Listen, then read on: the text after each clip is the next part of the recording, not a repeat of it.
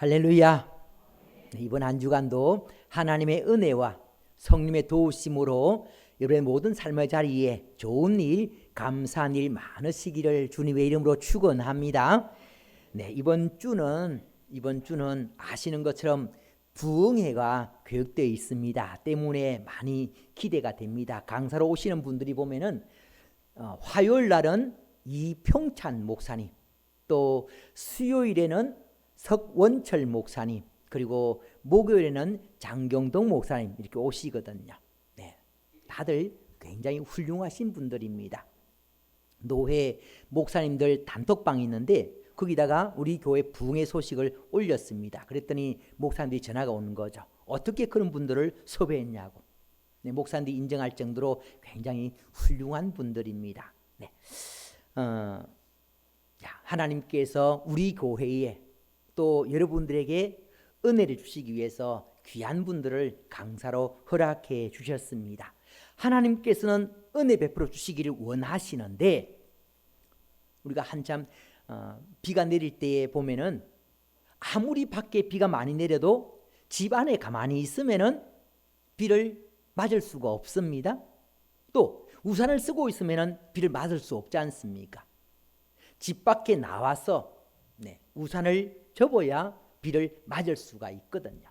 하나님께서 은혜의 단비를 준비를 하셔도 여러분이 오시지 않고 집안에 가만히 있으면은 또는 부정적인 우산을 쓰고 있으면은 은혜를 입을 수가 없는 거죠.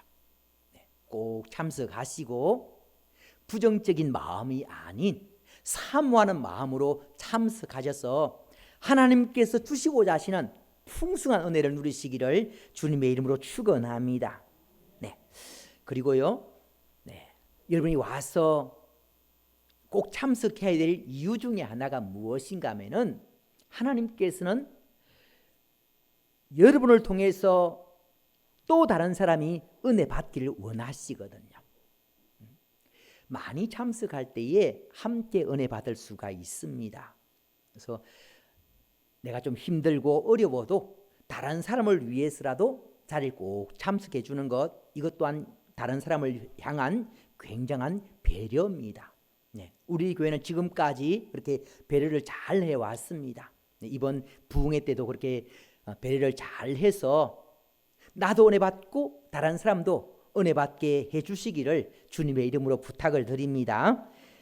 우리가 살아가는 길이 우리 살아가는 인생길이 일생입니다. 일생 한 번밖에 없는 삶입니다.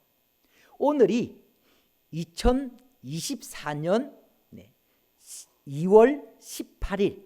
근데 이 날이 뭐 다음에 아주 오랜 뒤에라도 다시 주어질 수 있는가 하면은 그렇지가 않다는 거죠.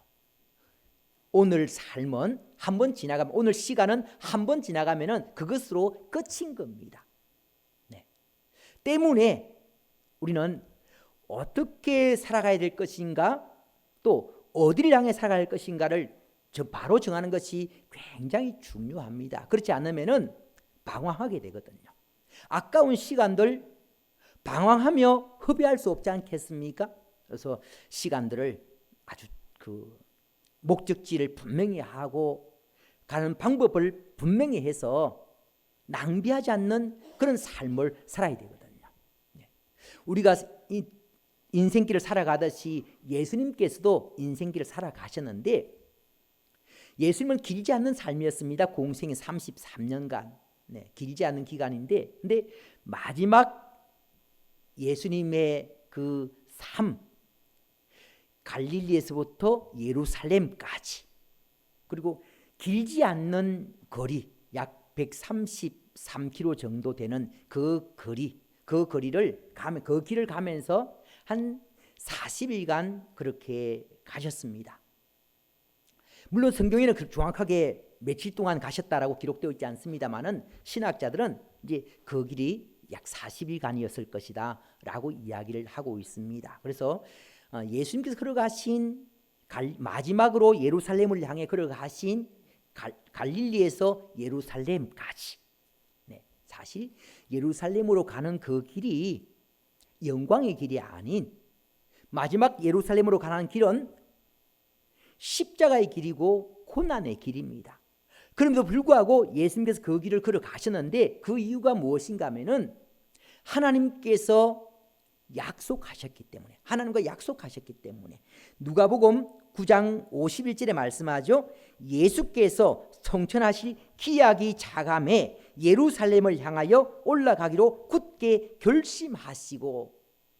예수님께서 잘 아시는 거죠. 지금 십자가 예루살렘으로 올라가면은 십자가가 예비되어 있다는 것 아시지만, 그럼에도 불구하고 하나님과 약속이니까 예수님께서 그 고난의 길을 걸어가시는 겁니다. 네. 그래서 그렇게 40일 가셨는데 그 길을, 네, 누가복음에 보면은 한 10장에 걸쳐서 자세하게 기록을 하고 있습니다. 누가복음 9장 51절에서 19장 40절에 기록을 하고 있는데 이 말씀들을 우리가 나누어서 지금 사순절 새벽기도 시간에 그렇게 살펴보고 있습니다. 여러분들 힘들지만 그래도 사순절이니까 매일은 못 나와도 또 일주일에 한두 번이라도 꼭 나오셔서 또 사순절 새벽기도 시간에 참석하시고 또 예수님 걸어가신 길을 함께 묵상하면서 따라갈 수 있으시기를 주님의 이름으로 부탁을 드립니다. 네, 이제 오늘 본문의 말씀으로 들어왔어요. 네, 마가복음 7장 31절에 보면은 예수께서 다시 두로 지방에서 나와 시돈을 지나고 데가볼리 지방을 통과하여 갈릴리 호수에 이르시매 그랬습니다. 예수님께서 이 말씀처럼 두로, 시돈, 데가볼리 지방 등 전도를 곳곳에 다니면서 전도를 막 하신 거죠. 그리고는 갈릴리 지역에 다시 돌아오셨다는 겁니다. 갈릴리 지역에 다시 돌아왔더니 많은 사람들이 몰려들었는데 그 사람들 중에 귀먹고 말 듣는 사람을 데려온 사람들이 있었다 말씀하고 있습니다. 마가복음 7장 32절 말씀이죠. 사람들이 귀먹고 말 듣는 자를 데리고 예수께 나와 안수하여 주시기를 간구하거늘. 네, 귀먹고 말 듣는 자. 개역 한글판에서는 귀먹고 어눌한 자 그렇게 기록이 되어 있습니다. 네, 귀먹고 어눌한 자, 귀먹고 말 듣는 자. 이 사람들이 예수님께 데려왔다는 거죠. 고쳐달라고. 자, 제가 네 사람을 예로 들어서 말씀드리겠습니다. 저희 할머니가 86가지 사셨는데, 네, 제가 고등학교 때에 돌아가셨습니다. 근데 할머니가 나중에 연세가 많아서 귀가 먹었습니다. 말이 안 들리는 거죠. 그래서 제가 근데 또 제 말은 비교적 잘 알아들었습니다. 그래서 다른 사람의 말을 제가 할머니 귀에다가 대고 통역해 주기도 하고 이렇게 했었습니다. 근데 듣는 데는 불편했지만 말씀하는 데는 전혀 문제가 없었습니다. 네. 근데 말하는 데는 문제가 없었지만 듣는 것이 불편했기 때문에, 듣지 못했기 때문에 그 삶이, 마지막 노년의 삶이 얼마나 불편했겠습니까? 네. 또 한 사람이, 제가 살던 동네에 그 동네 형인데 이제 이 말 듣는 사람이었습니다. 저를 부를 때에 보통 일반적으로 그냥 제 이름이 기수니까 기수야 그렇게 부르는데 그 형은 저를 부를 때에 기수야 이렇게 합니다. 그러니까 굉장히 어렵게 말을 하거든요. 듣는 데는 문제가 없었지만 말하는 데는 조금 장애가 있는 거죠. 조금 장애가 있지만 그래도 대화가 될 정도로 이야기를 했습니다. 시원하게 이야기를 못했기 때문에 좀 불편은 했겠지만 어쨌든 더듬거리면서도 할 말은 다 했습니다. 또 한 사람이 세례 요한의 아버지 사가랴입니다. 맥케인 성경 읽으시는 분들은 지난주 수요일에 누가복음 1장 말씀을 읽으셨을 것인데, 누가복음 1장에 보면은 세례 요한의 그 출생에 대해서 기록을 하고 있거든요. 세례 요한의 아버지가 누군가 하면은 사가랴, 어머니가 누군가 하면은 엘리사벳. 엘리사벳은 아이를 가질 수 없는 여인이었습니다. 그랬던 엘리사벳이 나이도 많아졌기 때문에 더더욱 아이를 가질 수 없는 그런 상황이었습니다. 그런데 어느 날 천사가 사가랴에게 네 아내 엘리사벳이 임신했다는 소식을 전해주는 거죠. 사가랴는 누구보다도 자기 아내의 형편을 잘 아는데 원래 아이를 가질 수 없는 여인이고 나이도 많아졌기 때문에 아이를 가질 수 없다는 것을 분명히 알고 있는데 아이를 가졌다 그러니까 믿지를 못하는 거죠. 믿지를 못하니까 천사가 그만 말을 못하게 만들어 버렸습니다. 사가랴는 세례 요한이 태어날 때까지 말을 못했습니다. 듣기는 알아들었는데 말을 못하는 거죠. 누가복음 1장 22절에 보면은 그가 사가랴죠. 사가랴가 나와서 그들에게 말을 못하니 백성들이 그가 성전 안에서 환상을 본 줄 알았더라. 그가 몸짓으로 뜻을 표시하며 그냥 말 못하는 대로 있더니. 사가랴는 몸짓으로 표현을 했고 또 글로도 표현했고 듣기는 들었기 때문에 말을 못할 뿐이고 듣기는 들었기 때문에 글로든 또 몸짓으로든 다 표현을 했습니다. 또 한 사람이 제 친구 목사님입니다. 제 친구 목사님은 농아인 교회를 목회하시는 농아인 목사님인데 전에 우리 교회에 한번 오시기도 하셨습니다. 1년에 한 2번 정도 모이는데요. 만나는데 열심히 나름 이야기를 합니다. 나름 말을 하는데 근데 전혀 아무도 알아들을 수 없는 말을 합니다. 왜 아무도 알아들을 수 없는 말을 하는가 하면은 한 번도 들어보지를 못했기 때문에 말을 할 줄 모르는 거죠. 여러분들 들어야 돌려야 말이 되는 겁니다. 못 들었기 때문에 표현이 안 되는 거죠. 그래서 막 소리를 지르면서 뭔 얘기를 하는데 아무도 알아들을 수 없는 이야기를 합니다. 그 사모님도 그 목사님이 막 수화를 해야 하니까 알아듣는 거죠. 함께 살아오던 사모님조차도 그 무슨 말을 하는지 못 알아듣는 그런 상황입니다. 오늘 본문에 나오는 귀먹고 말 듣는 사람, 이 사람은 어떤 사람인가 하면은 제가 4종류의 사람을 말씀드렸는데 마지막에 말씀드린 농아인교회 목사님, 그 목사님과 비슷한 그런 상황인 거죠. 못 들었기 때문에 말을 못 배웠고 말을 못 배웠기 때문에 아무도 알아들을 수 없는 말을 하는 사람. 말이 아니죠. 그냥 소리를 하는 사람인 겁니다. 공동번역 성경 그리고 또 현대인의 성경에서는 귀먹은 반벙어리 그렇게 표현되고 있습니다. 귀먹은 반벙어리. 영어 성경 NIV에서는 어떻게 설명이 되고 있는가 하면은 그의 말을 할 수 없는 사람 그렇게 표현되고 있습니다. 그래서 영어로 하자면은 could hardly talk. 그래서 말을 전혀 알아들을 수 없는 말을 하는 사람.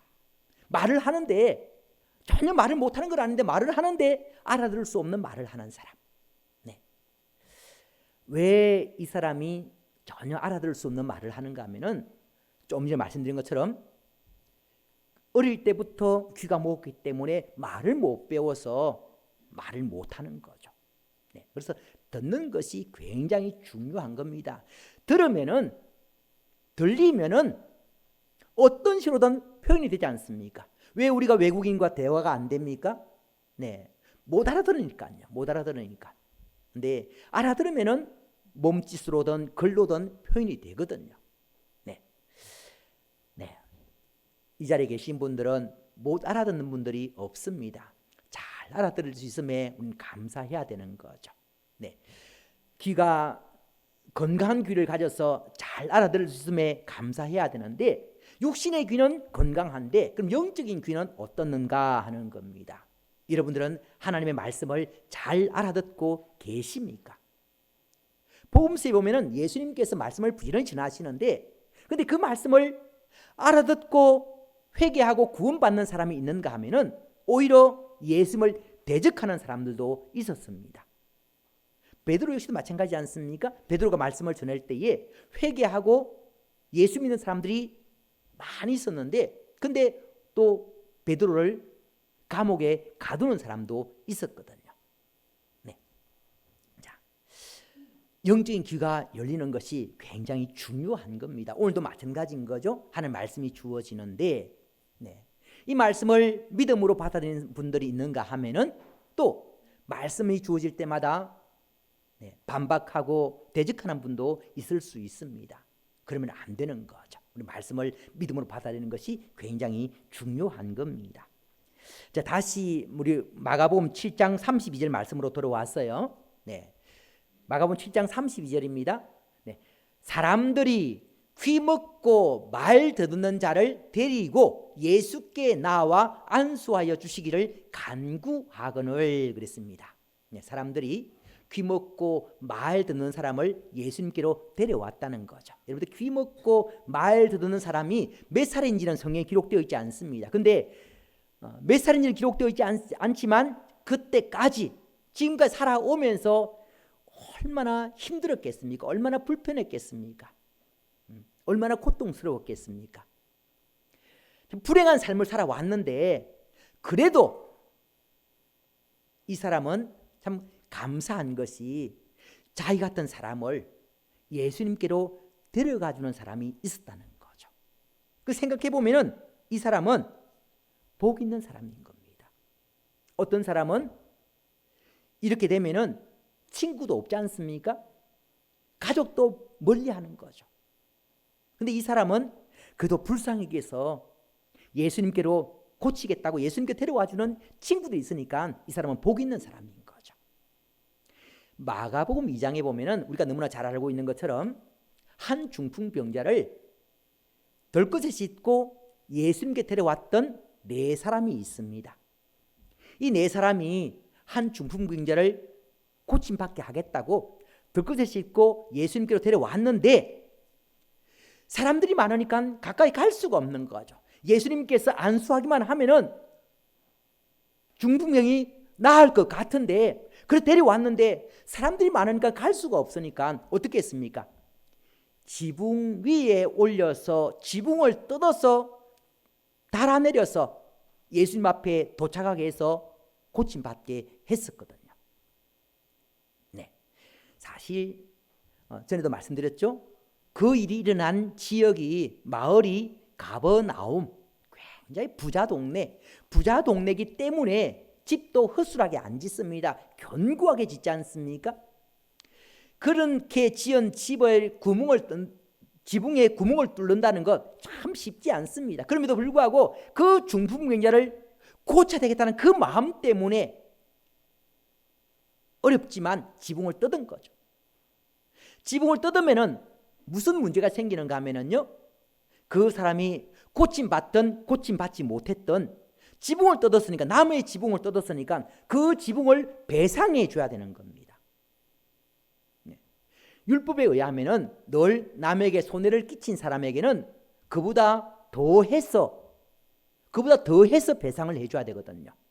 그러니까 지붕을 뜯었으니까 지금 예전의 재료보다도 더 좋은 재료로, 당시 지붕이 대부분 돌무화과 나무로 지붕을 했으니까 돌무화과 나무보다 더 좋은 나무는 백향목인 겁니다. 그 나무로 지붕을 해줘야 되니까 엄청난 손해를 각오하면서 그 일을 한 겁니다. 그건 중풍병자 입장에서 한번 생각 한번 해보십시오. 여러분이 만약 중풍병자다 한번 생각 한번 해보십시오.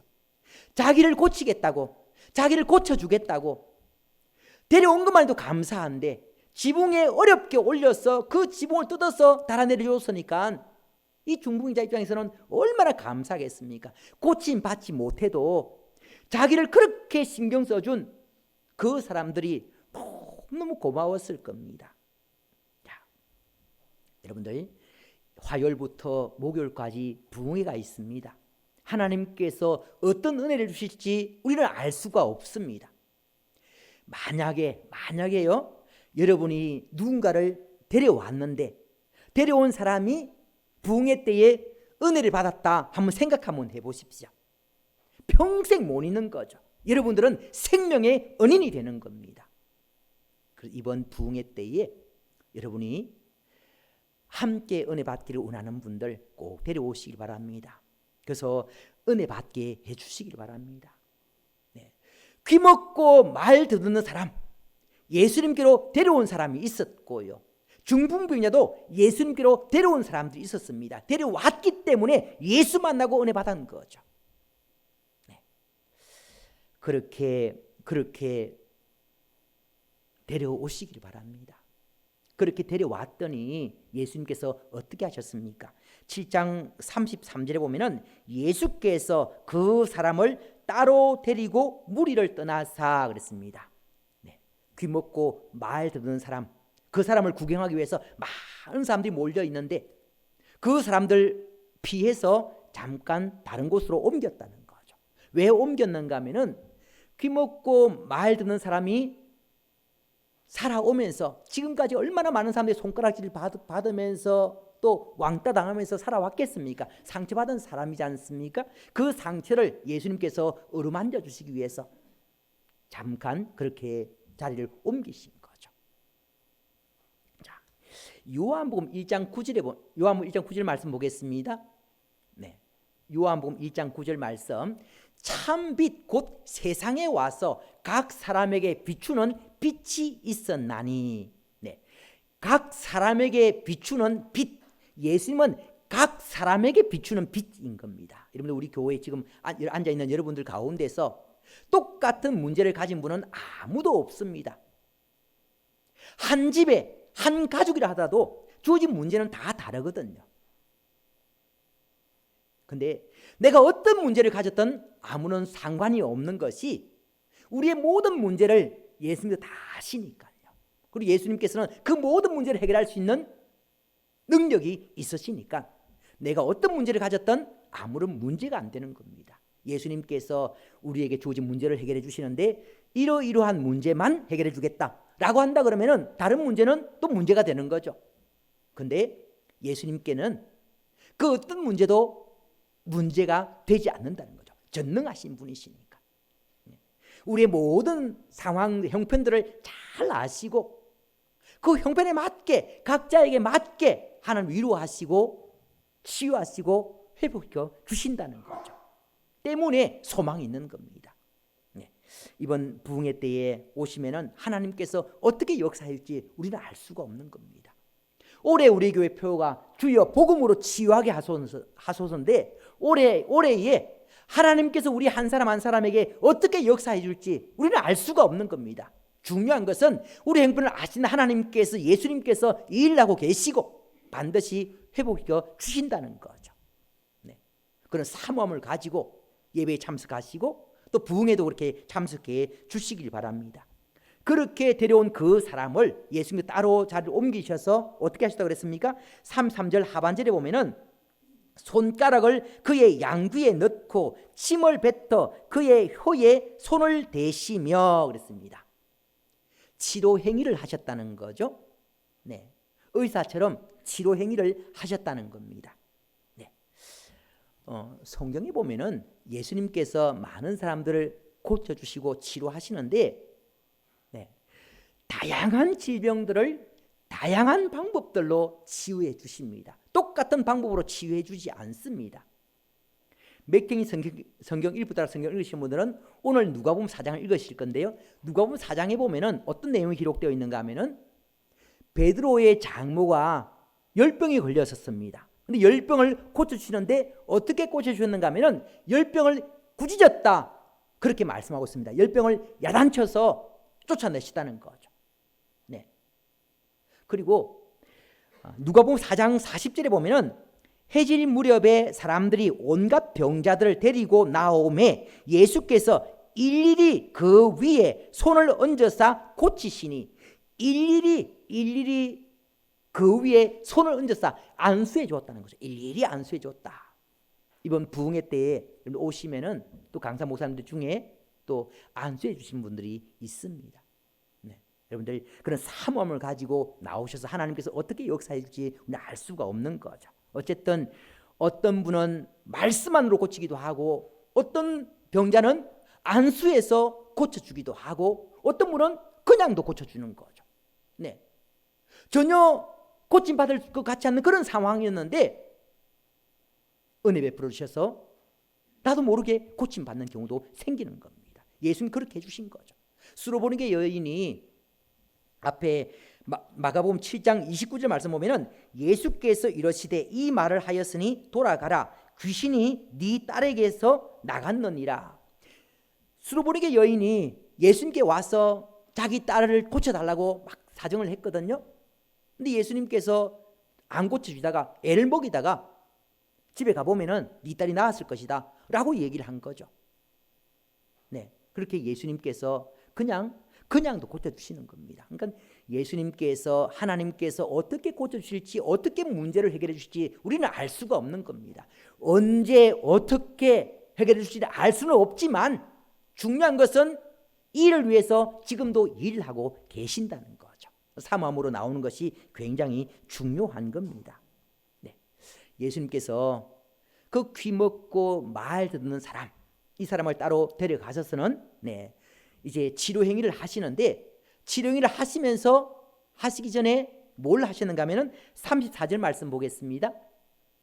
자, 하늘을 우러러 탄식하시며 하늘을 우러러 기도하셨다는 거죠. 하나님 기도하셨다. 예수님께서 평소에도 기도하셨지만 또 특별한 순간에는 더 간절하게 기도하셨습니다. 그 귀먹고 말 듣는 사람을 고치기 위해서 예수님께서 기도하셨다는 거죠. 네, 여러분들도 기도하셔야 됩니다. 기도 없이는 그 어떤 일도 하려고 생각도 안 해야 되는 거죠. 기도하시는 게 굉장히 중요하다는 거 기억하시고, 예수님께 기도하시는데 어떤 마음으로 기도하시는가 하면은 탄식하시며 한번 생각해 보십시오. 귀먹고 말 듣는 사람이 몇 살인지는 모르지만 그때까지 지금까지 살아왔습니다. 얼마나 많은 상처가 있었겠습니까? 가슴 깊숙이부터 상처가 있었을 것인데, 근데 예수님께서 그 마음을 아신 거죠. 그 형편을 아시는 겁니다. 그것을 가지고 하나님께 내어놓고 기도하시는 거죠.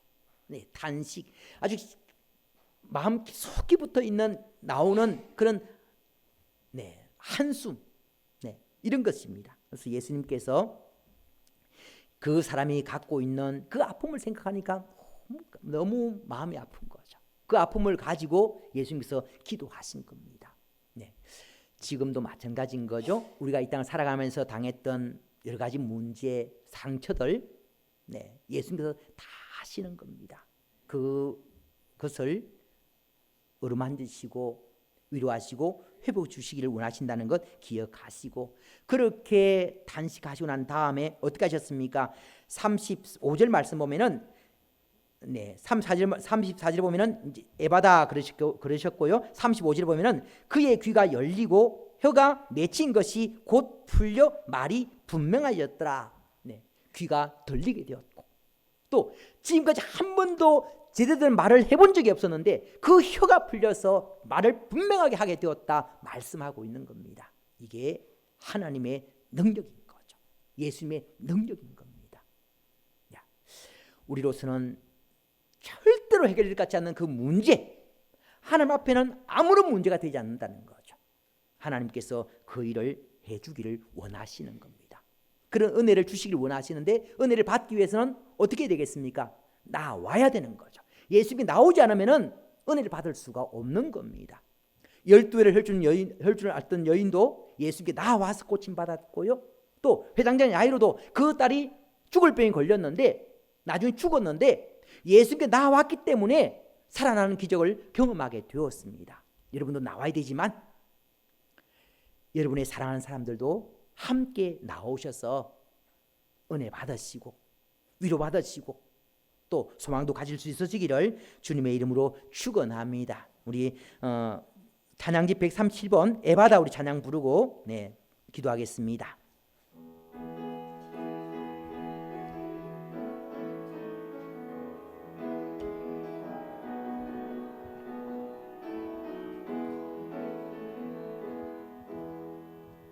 어두워진 세상 길이 주님 없이 걸어가다 나의 영혼 어두워졌네. 어느 것이 길인지 어느 것이 진리인지 아무것도 알 수 없었네. 주님 없이 살아가는 모든 삶 실패와 좌절 뿐이네. 사랑하는 나의 주님 내 영혼 눈을 뜨게 하소서. 열려라 해바다 열려라. 눈을 뜨게 하소서. 죄악으로 어두워진 나의 영혼을 나의 눈을 뜨게 하소. 2절입니다. 아무것도 알 수 없고 아무것도 볼 수 없고 아무것도 들을 수 없네.